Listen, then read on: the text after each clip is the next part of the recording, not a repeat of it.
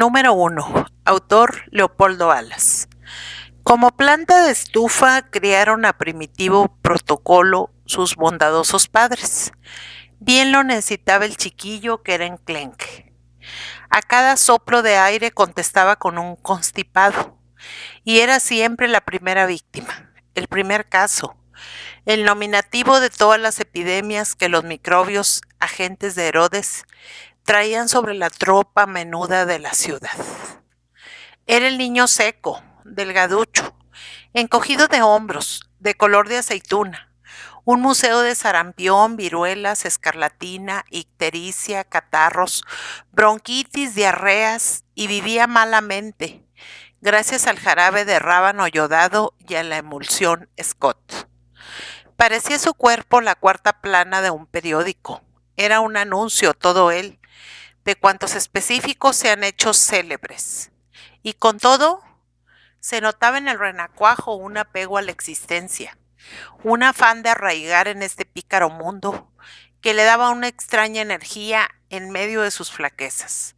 Y prueba de la eficacia de esta nerviosa obstinación se veía en que siempre se estaba muriendo, pero nunca se moría y volvía a pelechar, relativamente, en cuanto le dejaba un mal y antes de caer en otro.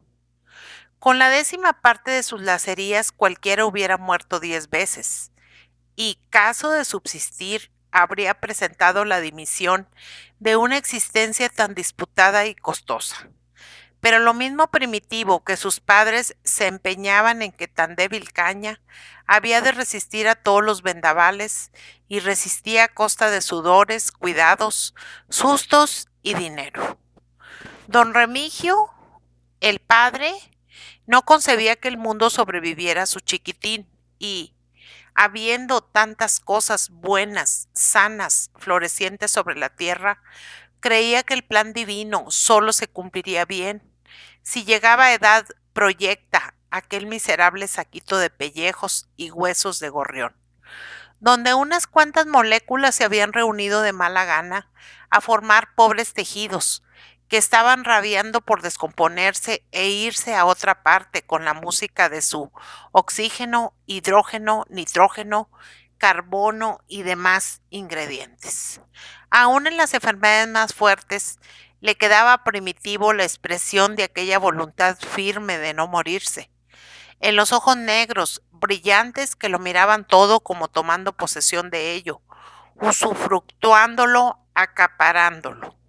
Si el excesivo anhelo de vivir a toda costa era género de concupiscencia, no había en la creación animalejo más concupiscente que aquel miserable comino que le parecía un diamante al señor Protocolo. Por lo mismo, era más lamentable el espectáculo del continuo peligro, de la amenaza eterna de que todo aquel armazón diminuto y débil se descuajaringase y se lo llevase pateta de un soplo. Si las carnes lúcidas no venían ni aun con los mejores bocados, ni con los reconstituyentes más acreditados, después de las más francas convalecencias, ni el chiquillo estiraba mucho en la cama, lo que le crecía de un modo extraordinario a cada fiebre, y a cada indigestión, y a cada bronquitis, era lo que llamaba su padre el talento. Una agudísima inteligencia para entender y retener toda materia discursiva, de la que podía existir en el ambiente moral de lugares comunes en que iba corriendo su azarosa existencia. Pero don Remigio, en vez de asustarse ante aquella alarmante precocidad, procuraba ejercicio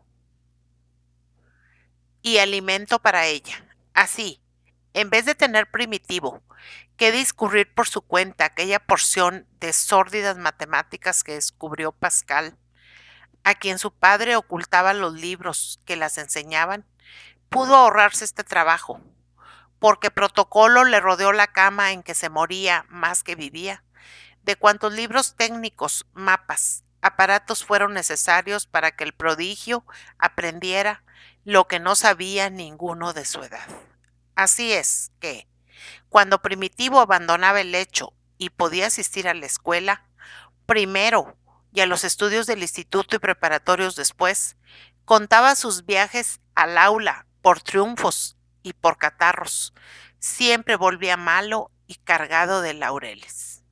En la escuela era rey de Roma y cada poco tiempo traía un celemín de medallas y de diplomas de honor. Ni él ni su padre se cansaban de tanto galardón, de tanto ostensible testimonio de una abrumadora superioridad sobre el resto de los mortales.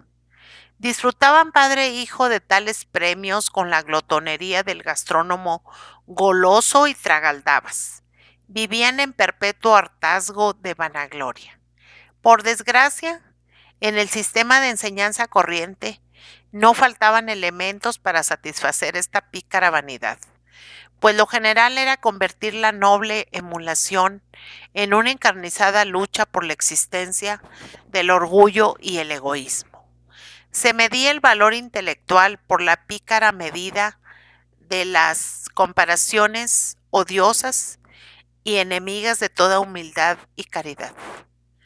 Cuando el chico entró en cierto colegio, vio el cielo abierto, pues allí tomaba aires de heroísmo aquella riña de gallos de la aplicación y el mérito. Los que sabían más eran capitanes, generales, caudillos, Aquiles y Cides.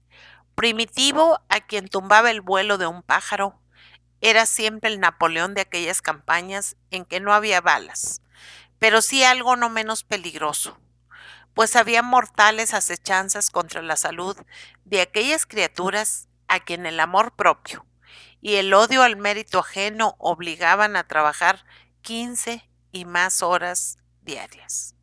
De allí salió bien aleccionado el mocosuelo ilustre para emprender los estudios más graves de la academia, que le había de dar el título facultativo, objeto inmediato de su carrera. Ya se sabía, Primitivo, como en la escuela, como en el colegio de segunda enseñanza, en la academia siempre el primero. Si había notas, sobresaliente y premio. Si había escalafón, el número 1. En casa de protocolo no se concebía mayor desgracia que la que hubiera caído sobre aquel hogar si una sola vez Primito hubiera descendido al número 2. Horror, ni pensarlo. Y el diablo del chico, según se iba haciendo mozalbete, como si le probasen mejor las raíces cuadradas y los logaritmos que el rábano y el hígado de bacalao, iba echando, así, una especie de cecina que podía pasar por carne fresca. Seguía amarillento y verdoso y seco, pero algo había medrado y ya pasaba meses y meses sin una mala pulmonía. Tenía una fama de sabio que valía por la de los 7 de Grecia, entre toda la juventud víctima de la politécnica emulación.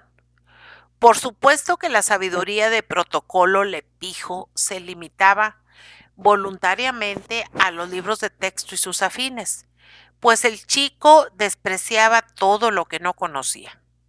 Y así, por ejemplo, tenía por imbéciles e ignorantes a todos los literatos y juristas, porque los primeros no necesitaban una carrera y los otros la solían ganar muy holgadamente. Solo porque no había rigor en los exámenes, tenía el derecho por una pamplina, y así de lo demás. Ignoraba tan profundamente lo que no había estudiado de modo perfecto, que no sospechaba apenas su existencia. De dolido deducía que todo se lo sabía él. Llegó a ser en él segunda naturaleza aquello de ver en sí el número 1, hasta cuando la debilidad le hacía soñar esa extraña pluralidad del yo, esa alarmante anarquía de la conciencia, en que parece que cada centro misterioso de la vida sacude el yugo de cierta hegemonía cerebral. Hasta en esas disparatadas visiones en que se convertía en muchos primitivos, seguía siendo el primero en todos ellos, sí. Todos aquellos primitivos interiores eran números unos. Por supuesto, Primitivo salió de la academia con el número 1 de la promoción, y esta ventaja la llevó al escalafón del cuerpo. Pero, ay amigo, que él creía que el mundo era otra especie de escalafón, en que ocupaba el primer lugar el muchacho, que más matemáticas, conformes o no con Euclides, sabía y podía explicar en un periquete. Su idea era que nadie le pondría el pie delante. Era el número uno de la academia, en que se hilaba más delgado. Empezó a notar con gran asombro y grandísimo gusto que la sociedad no le admiraba demasiado. Ya el jefe de la oficina le trataba con una superioridad que le mortificaba y le parecía injusta, pues el jefe, en su promoción, había sido de los últimos. La segunda persona que le trató con menos consideración de la que él creía merecer fue una muchacha rubia, muy guapa, a quien se declaró en un baile y que le dio calabazas. Con el frívolo pretexto de que ya había dado el sí a un oficial del gobierno civil que no había pasado de bachiller en artes, pero que era más alto, de mejor color que Protocolo y que pesaba lo menos 20 kilos más que él. De estos disgustos fue teniendo muchos. Asistía a los teatros y veía que sacaban a las tablas para aturdirlos a palmadas a músicos y danzantes, tenores, poetas, hasta oradores. Pero a nadie se le ocurría pedir que saliera el número uno de la promoción de Primitivo.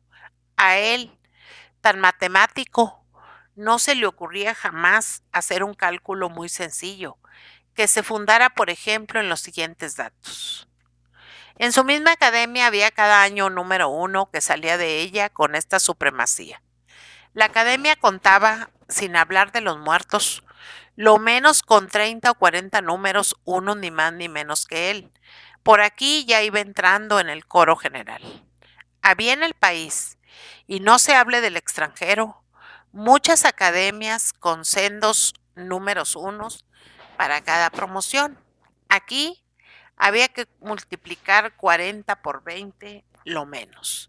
Había otras muchas carreras que, sin llamarse academias, ni numerar el mérito de los alumnos como cuartos de fonda, también tenían sus gallitos, es decir, sus números unos correspondientes. Y aquí ya no se sabía cuánto había que multiplicar por cuánto. Fuera de las carreras en la industria, en las profesiones libres y en la escuela del mundo, había multitud de actividades a que acudían muchos jóvenes en noble emulación y en los que más listos y aprovechados eran también el número uno correlativo. Y aquí ya Primitivo pasaba a perderse en una verdadera multitud de números unos. Y además, no todo era en la vida la inteligencia, la aplicación en la enseñanza, en el arte. Quedaban los números unos infinitos de la fortuna, que solían pasar delante, los números unos de la energía, de la audacia, del favor, de la gracia, de la malicia, de la desfachatez, de la hermosura física, de la moral, del amor, del crimen, de la salud, de la diligencia, de la oportunidad, de la casualidad, de tantas cosas. Y toda esta proporción considerable de la humanidad era tanto como el pobre Primitivo. Sí, proporción considerable. Todos eran los primeros de algo, los adocenadísimos números unos de cualquier miseria humana. Pero estas cuentas no se las echaba el chico de Protocolo, que si bien había mejorado algo de salud al acabar la carrera y dejarse de empollar tanto, no mejoró de color, porque todos los desengaños que le daba el mundo se convertían en bilis. Quería que la vida, la ancha vida, la compleja, la misteriosa vida fuese como una especie de regatas o carreras de primeros lugares, de números unos en que todo se rigiera por un reglamento de recompensas análogo al que usaban los padres jesuitas para tales casos, o al que regía en la academia, y como no era así, el orgullo, la bilis y la poca salud hicieron del carácter de Protocolo una materia moral, así como viscosa, amarillenta, un veneno asqueroso. La envidia, por musa del chiste, le sirvió para crear cierta fama de gracioso, de satírico, y para ganarse una porción considerable de bofetadas, desaires, sustos y más graves contratiempos.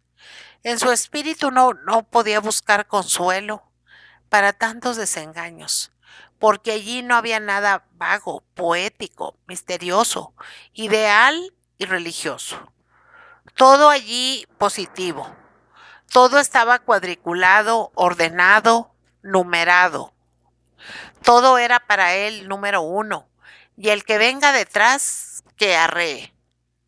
Y como aquella salud a media asta que gastaba el infeliz era cosa ficticia, al llegar la edad en que otros empiezan a echar panza y a tomar las buenas carnes y el aspecto con que han de llegar a la vejez, Primitivo, comido por el despecho, los desengaños y la bilis, empezó a descomponerse, a encogerse y doblarse, a convertirse en una raíz cuadrada de su propia personilla. Y así desapareció del mundo. Los periódicos dijeron que había muerto Tísico, pero ello fue que una tarde de mucho calor, el número uno se evaporó en una podredumbre que era una peste. Como su padre ya había muerto antes, Primitivo se fue de este planeta sin que nadie le llorase. ¿Cómo habían de llorarle el número 2, ni el 3, ni el 4, ni el último, a quienes había despreciado tanto? Y le faltaba la imagen más negra, la otra vida. Cuando allá le pidieron sus títulos para la gloria, para el premio a que aspiraba, se encontró con que lo del número uno de la promoción era poco más que un papel mojado. Y como Primitivo se impacientase, le dijeron, vea usted los que tienen que pasar delante de usted. Y fueron pasando delante, a ocupar en la gloria, en el escalafón de Dios, mejor puesto que protocolo, infinidad de corderos y ovejas del rebaño humano, que jamás habían sido el número uno de nada en la lucha por la existencia. Fueron pasando, sí, aquellos humildes borregos que se habían dejado trasquilar con paciencia. Los pobres, los humildes, los santos, los mártires, los sencillos. La mayor parte de aquellos bienaventurados no sabían leer, contar ni uno solo. Y allí era la aristocracia. Después pasó la clase media de la virtud y, con sudor de congoja, Protocolo empezó a calcular que la índole de méritos que él alegaba allí era de las últimas en el aprecio de quien repartía recompensas. ¡Qué vulgo revulgo! ¡Santo Dios! Era en la gloria el número uno de la academia. Y pasaban gentes anónimas sin numeración, sin factura, bultos extraviados en los azarosos viajes del tren de la vida. Y él, Primitivo Protocolo, con su etiqueta en regla, su número uno en la factura, allí, olvidado en el andén, sin que una mano caritativa le metiera entre los bultos amontonados en el furgón de cola. Y así está todavía, esperando, ves, esperando, como hay que esperar en el cuento de las cabras de Sancho. Pasará, llegará a pasar, porque la bondad de Dios es infinita. Pero Dios sabe cuándo será llamado al festín de la caridad el número uno.